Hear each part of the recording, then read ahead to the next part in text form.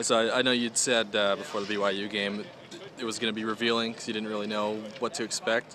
What did you learn from your group? Yeah, I think what I found out was, generally speaking, football players are football players. One of the guys that showed up and played really well, particularly in the second half, was Jared Byers. I was very pleased with his performance in the second half.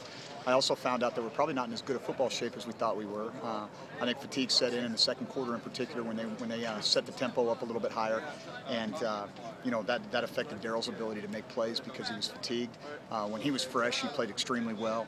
Once he got fatigued, he didn't, and so that's a good lesson for me, making sure I keep an eye on him and have confidence in Jared to go in and spell him or vice versa. And, Chester played at a high level for the majority of the game.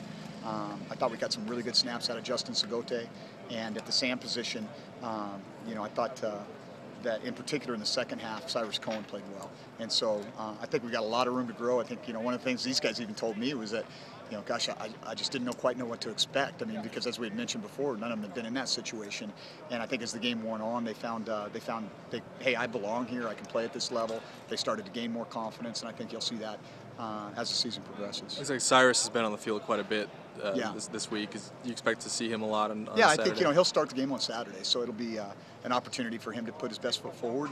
And the objective there is that you're competing for your job every day and every rep. And so if he continues to perform at a high level, he'll get those opportunities. But I know Eric wants to go out and get a chance to redeem himself and make some plays. And so I think that competition is just going to make us better all year long. So it's more about what Cyrus has done and kind of what he's shown you at that position.